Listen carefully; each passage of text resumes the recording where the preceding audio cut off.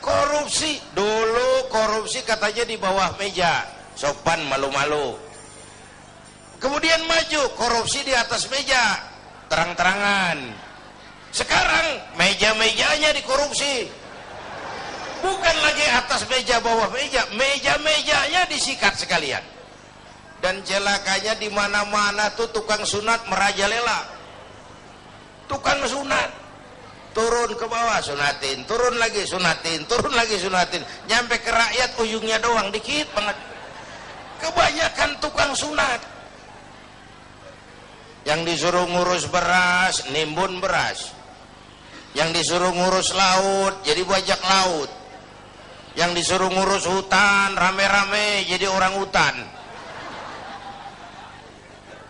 Yang disuruh ngurus hukum malah bikin hukum kayak pisau, orang jadi nggak takut, hukum nggak berwibawa. Mestinya kalau kepolisian, kejaksaan, kehakiman bekerja bagus, KPK nggak perlu ada. Ya, itu kan ad hoc. Dibentuk KPK karena kinerjanya nggak memuaskan. Nah, satu saat KPK nggak perlu kalau polisi, jaksa, hakim kerjanya cakep. Ya, ya. Ini kan negeri kita udah kebanyakan tim ini. Muncul masalah, bukan diselesain, bikin tim.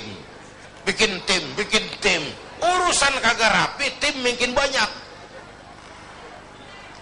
Bapak Ibu hadirin yang saya hormati, oleh karena itu setiap kita punya tanggung jawab moral, paling tidak mencegah diri kita jangan ikut dalam korupsi pada tingkat kita masing-masing. Itu yang pertama saya kira, jihad menghadapi korupsi. Yang kedua, jihad melaksanakan amar ma'ruf nahi munkar. Ini penting. Sebab kalau yang ma'ruf jalan, yang munkar jalan, yang munkar itu mengundang murka Allah. Kalau murka Allah turun, bencana nggak nimpa yang zalim saja, yang baik-baik kena jatahnya. Saudara makan nangka kena getahnya, itu resiko. Saudara nggak makan nangka kena getahnya, itu sial namanya. Kan nih sekarang nih di masyarakat ada nih orang kalau dibilangin ngomongnya begini, biarin aja, yang mabok gue, yang judi gue, pakai duit gue main di rumah gue, urusan apa sama orang? Yang zina gue, yang bayar pelacur gue, mau enak mau penyakit urusan gue. Lu ngapa jadi repot? Ada tuh orang kalau dibilangin nyautnya begitu. Ada nggak? Yang mana?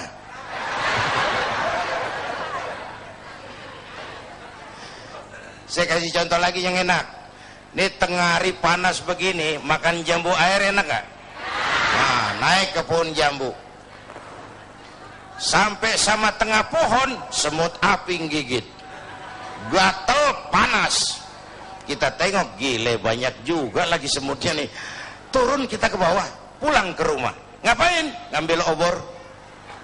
Sundut obor menyala, balik lagi pohon jambu, sepohonan tuh semut kita bakar. Yang gigit atuh. Yang gigit tuh semut-semut lain kalau bisa protes ngomong tuh. Yang gigit lu temen gua nggak ngikut gua. Tapi kita nggak peduli. Mau gigit apa enggak, asal semut bakar. Gara-gara atung gigit sepunan dibakar tuh semut. Masyarakat begitu Pak. Iya, yang judi lo, yang zina lo, yang mabuk lo. Tapi judi, zina, mabuk, maksiat Mas. Kalau ini negeri banyak maksiatnya, Allah marah. Kalau Allah marah, turun gempa. Kalau turun gempa, yang mampus bukan lu doang ngoyong, bareng rame-rame. Iya, iya. Enak kalau gempanya milik Kiai, mohon minggir ya, mau gempa nih. Aduh, sopan bener itu gempa. Itu perlunya amar ma'ruf nahi munkar. Karena bencana kalau datang tidak hanya menimpa orang yang zalim, yang baik-baik akan kena juga jatahnya. Bapak Ibu hadirin yang saya hormati, nah pelaksanaannya memang amar ma'ruf lebih gampang daripada nahi munkar. Orang kalau diajak sholat paling kagak mau gitu doang dah, kagak marah, kagak ngomel. Tapi kalau dilarang mabuk, blekai. diajak dilarang berjudi, dilarang berzina, bisa berkelahi, tapi dua-duanya harus dilaksanakan. Itulah sebabnya ini jihad. Beramar ma'ruf apalagi bernahi munkar itu merupakan jihad yang harus kita laksanakan. Kedua-duanya nggak boleh pisah. Kalau yang ma'ruf jalan, yang munkar juga jalan, ya seimbang dong. Nah yang rugi, yang celaka sekarang nih, Bu, kalau ukuran ma'ruf munkar masih jatah kayak zaman kita nih, masih enak. Satu saat mana yang ma'ruf, mana yang munkar jadi remeng. Ya, ini zaman apa sih katanya, zaman orang pada pinter bikin bungkusan, entertain. Ya, orang pada pinter bikin bungkusan, yang ma'ruf kelihatan munkar, yang munkar kelihatan ma'ruf. Ayo udah ngalamin belum saat begitu? Yang jujur dimusuhin. Nah, udah kejadian kan?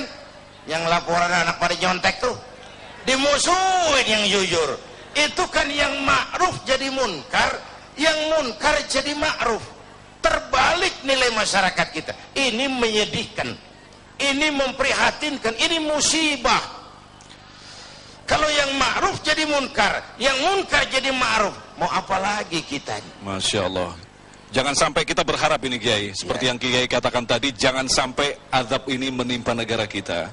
Karena jujur saja bahwa negara kita ini masih terus membutuhkan petunjuk-petunjuk, kemudian jalan-jalan keluar, dan itulah fungsinya dari ulama. Sekali lagi, saling memberikan, mengingatkan kepada Anda. Tentunya para pemimpin, cuman dibutuhkan kejujuran di sini. Apakah kita mau diingatkan dengan agama itu? Nah, pemirsa, kita akan membahas lebih dalam lagi tentang materi kita, menanamkan sifat jihad dalam diri bangsa ini. Tentunya setelah pesan-pesan berikut, tetaplah dalam Damai Indonesiaku.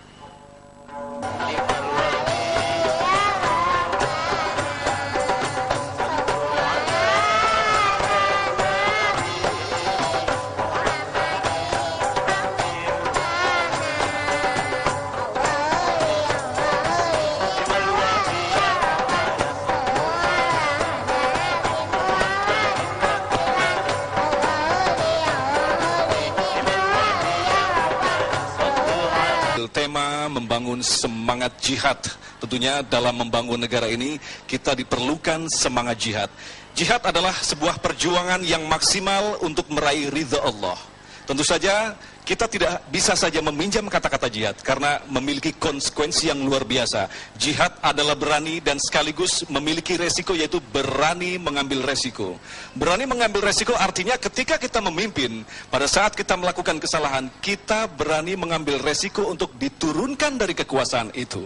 Lantas ketika kita kembalikan pada kondisi bangsa kita kali ini, benarkah pemimpin-pemimpin kita yang saat itu kita pilih dan kita berikan beban untuk membuat negara ini lebih bagus lagi adalah sosok pemimpin-pemimpin yang berani mengambil resiko?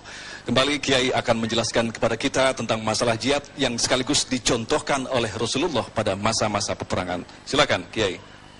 Bapak, Ibu dan pemirsa TV One, masih pada jihad yang ketiga, yaitu jihad melawan kemiskinan dan kebodohan. Ini Rasulullah mengajarkan salahu ummati bil ilmi wal mal. Umatku hanya bisa menjadi baik dengan ilmu dan harta. Artinya dengan pendidikan dan ekonomi. Maka menghadapi kemiskinan dan kebodohan juga harus dengan melaksanakan semangat jihad. Nah, tiga jihad ini pasti ada resikonya. Tidak ada perbuatan yang tanpa resiko. Tidak ada perbuatan tanpa resiko. Mau jadi pohon tinggi harus berani ketiup angin. Iya. Iya. Takut angin, jangan jadi pohon tinggi. Jadi rumput. Enggak ditiup angin, cuman diinjak kebo. Nggak ada perbuatan tanpa resiko.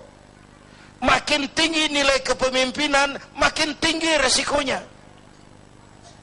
Karena Oleh itu pemimpin bukan hanya punya konsep, tapi harus berani resiko. Konsep bagus tapi nggak punya resiko, nggak berani ngadepin resiko, ya jalan di tempat, Pak.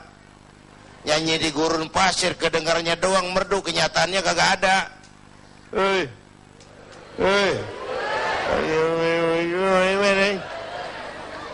Konsep bagus tapi nggak berani resiko, nyanyi di gurun pasir, merdu tapi nggak ada yang dengerin, nggak ada hasilnya. Kalau ngambil contoh dari baginda Rasulullah Shallallahu Alaihi Wasallam, beliau itu pertama sejak kecil ditempa oleh kesulitan. Lahir ke dunia nggak sempat ngeliat bapak. Umur 6 tahun ditinggal emak. Umur 9 tahun ngangon kambing. Remajanya nggak dikolokin. Dari sini lahir jiwa prajurit. Tegar, tahan banting, nggak cengeng, berani resiko. Berani ngadepin resiko. Padahal jihadnya mula-mula teror mental. Teror mental. Gagal teror mental, teror fisik. Muhammad, jangan macam-macam, kamu mau apa? Kami ngerti Bani Hashim tidak bisnis, mau kaya, ngomong. Mau jabatan tinggi, jadi apa? Ngomong. Nggak usah ikut pilkada, ngomong. Mau perempuan cantik, anak siapa? Ngomong. Teror mental, gagal. Teror fisik, gagal. Kenapa? Beliau siap ngadepin resiko. Berani. Sekali kaki melangkah ke depan, pantang surut mundur ke belakang. Itu namanya pemimpin. Jangan cuma ngatur penampilan pemimpin mah. Berani resiko.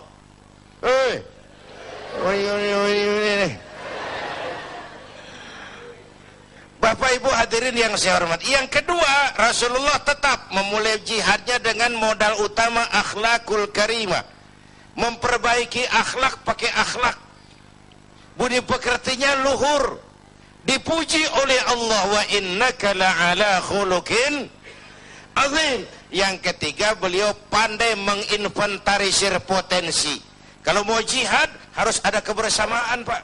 Coba lihat, Nabi punya Umar bin Khattab, Nabi punya Abu Bakar, Nabi punya Ali, Nabi punya Utsman. Ada penyandang dana kayak Utsman, ada jenderal kayak Umar, ada orang tua bijak kayak Abu Bakar Siddiq, ada anak muda intelek kayak Ali bin Abi Thalib, ada wanita budiman kayak Khadijah.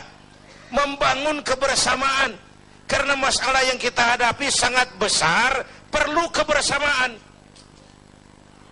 Dulu pun waktu merdeka kita mikir-mikir, coba jenderal mana mau taruhan, bambu runcing merdeka ngelawan tank?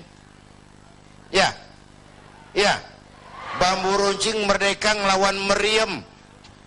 Iya, kalau meriam Belina, meriam itu mau gue juga bisa ngelawan. Meriam Belanda, menurut otak impossible, tidak mungkin, mana bisa. Entoh nyatanya kita merdeka. Bapak Ibu, ini menarik untuk dikaji. Orang-orang tua kita dulu punya komitmen. Komitmennya sederhana, merdeka atau mati. Merdeka atau mati. Sekarang komitmen nggak jelas, Pak. Nggak jelas apa komitmennya. Seakan-akan jabatan, kesempatan untuk jadi kaya. Apalagi akibat koalisi sekarang ini, semua juga buat kepentingan partai-partai politik. Makanya untung saya udah mundur dari politik. Dulu zaman jahiliyah saya ngikut. Dulu. Bapak Ibu hadirin yang saya hormati, oleh karenanya dalam jihad di negara kita ini perlu semangat kebersamaan. Nggak bisa parsial, karena masalahnya sangat kompleks. Masalahnya sangat kompleks. Semua kita dengan bidang dan kemampuan kita masing-masing melaksanakan yang namanya jihad. Menghadapi kemiskinan, menghadapi keterbelakangan, menghadapi kurangnya keadilan, itu kan kita rasakan, itu juga memerlukan jihad. Dan buat kita semua tentu melaksanakan jihad adalah kewajiban, sesuai, sekali lagi, sesuai dengan bidang dan kemampuan kita masing-masing, gitu. Ya, jadi jelas sudah seperti yang dipaparkan oleh Kiai tadi, bahwa ini bukan masalah pemimpin saja. Kita yang dipimpin juga memiliki tanggung jawab. Seperti yang kita ketahui bahwa orang luar Indonesia mengatakan bahwa Indonesia ini adalah pemeluk agama Islam terbesar di dunia. Ini adalah modal tentu saja bagi kita untuk bisa melakukan perubahan. Karena jihad itu sendiri diajarkan oleh Islam. Tapi yang jelas, contoh sudah jelas. Contoh yang diberikan oleh Allah di muka bumi ini adalah manusia pilihan yang bernama Muhammad sallallahu alaihi wasallam. Dialah contoh sejarah yang paling agung. Dialah contoh perilaku yang paling agung. Lantas sekali lagi, jangan mencari contoh yang lain. Muhammad cukup menjadi contoh bagi kita bersama. Tetaplah bersama kami dalam Damai Indonesiaku.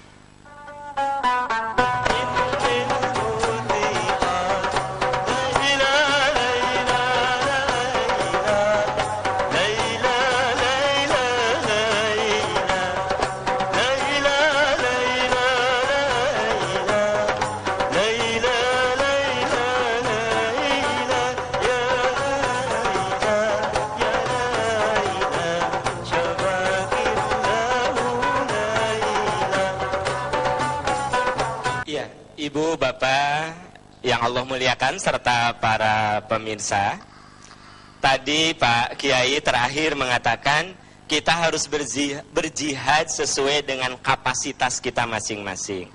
Ibu, saat ibu memasak, ya, menyiapkan makanan sarapan untuk anak-anak, ibu sedang apa? Berjihad. Ibu saat memandikan anak-anak, itu sedang apa?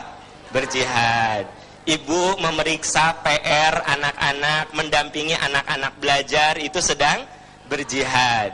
Bapak pergi jam 6 pagi, jam 5 pagi, mencari rezeki, ada yang dengan kerja fisik, ada yang kerja intelektual, ada yang kerja mental, sesuai dengan kapasitasnya masing-masing. Pulang jam 9 malam, pulang jam 10, Bapak pulang apa? Berjihad. Anak-anakku sekalian, adik-adikku sekalian, kalian belajar sungguh-sungguh, pergi ke sekolah, mengikuti materi pelajaran dari guru atau dari dosen, itu pun sedang berjihad. Jadi segala aktivitas kita yang diridhoi Allah dan orientasinya untuk supaya terciptanya keagungan Islam dan diridhoinya diri kita, itu adalah bagian dari jihad. Nah, jihad yang paling bisa kita lakukan pertama kali adalah ya di rumah. Di rumah. Makanya ibu, boleh jadi ibu sudah bekerja keras, belum tentu mendapat penghargaan dari suami, belum tentu.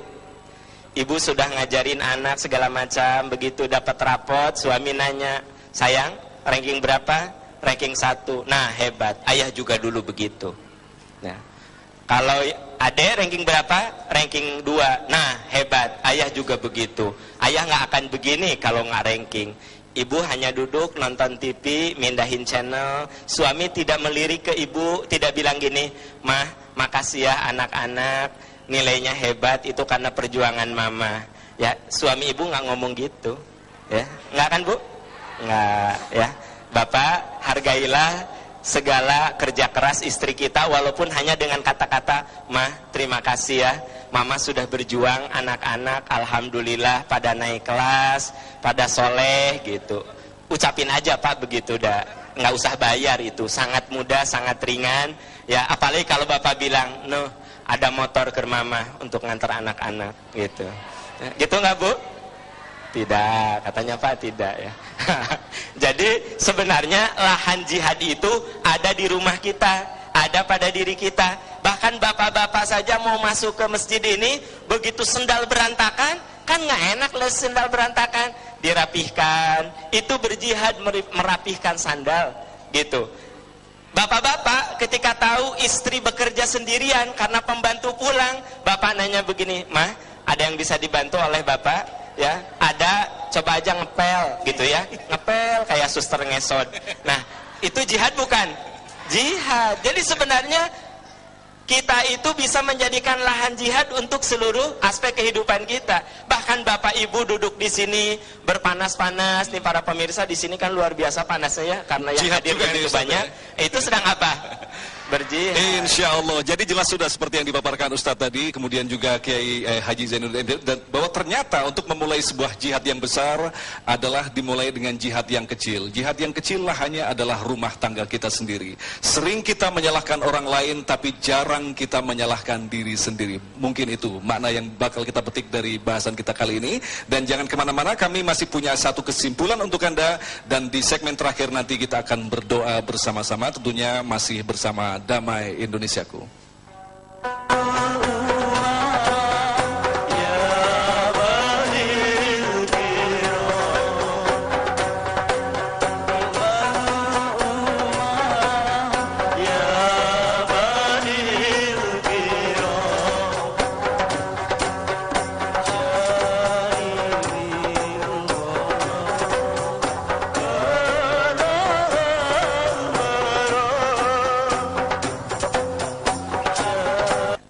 Ibu, Bapak, para pemirsa, apa yang tadi kita saksikan itu juga merupakan bagian dari jihad, ya. Jihad dengan ilmu, jihad dengan intelektual, sehingga orang menjadi makin faham apa itu Islam dan bagaimana Islam memberikan solusi terhadap persoalan-persoalan yang dihadapi oleh masyarakat saat ini. Ibu, Bapak, sahabat-sahabat sekalian, ada satu riwayat yang ingin saya ungkap. Ketika Rasulullah Shallallahu Alaihi Wasallam ditinggal wafat oleh Siti Khadijah, wajah Rasul nampak sangat sedih, sampai dihibur oleh para sahabat.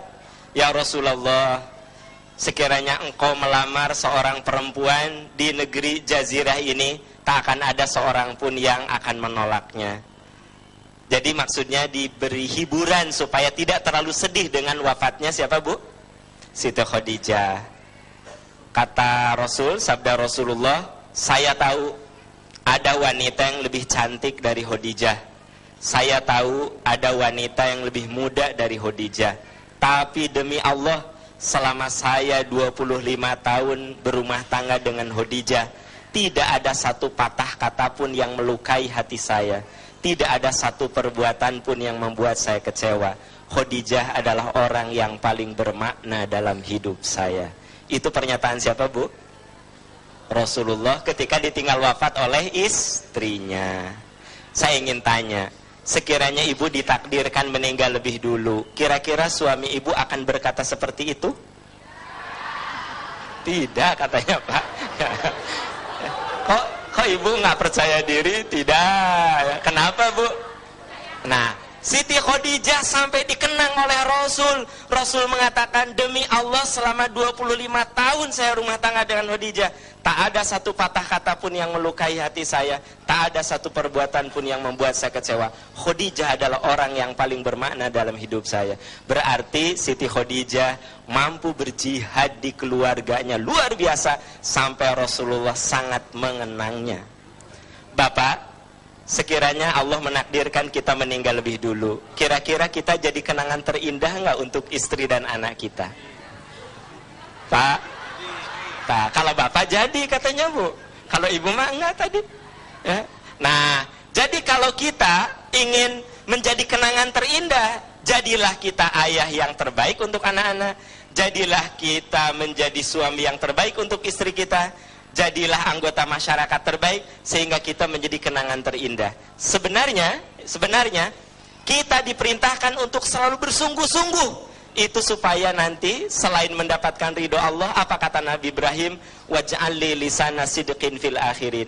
Ya Allah, jadikanlah aku bahan pembicaraan baik oleh orang-orang hidup. Amin ya Allah ya Rabbi. Nah pemirsa, tanpa terasa sudah 7 segmen telah kita lalui. Kita membahas tentang masalah jihad, mujahidin, bagaimana berjihad. Jihad adalah metodologi, mujahidin adalah orang yang melaksanakan perjuangan itu. Apakah kita sudah mencapai pada posisi yang telah dicontohkan oleh Rasulullah? Marilah kita secara jujur bertanya kepada diri kita sendiri. Tapi yang jelas yang perlu digarisbawahi, jihad bentuknya apapun juga tidak akan bermakna apa-apa tanpa doa. Nah, insya Allah di segmen yang terakhir nanti kita akan bermunajat kepada Allah dengan kerendahan hati. Mudah-mudahan bangsa kita yang kita cintai ini akan diberikan keberkahan bagi Allah dan bukan bencana seperti yang telah dijelaskan tadi oleh Kiai Haji Zainuddin MZ. Pemirsa, kita akan berdoa bersama di segmen 8, tapi jangan kemana-mana, tetaplah bersama kami dalam Damai Indonesiaku.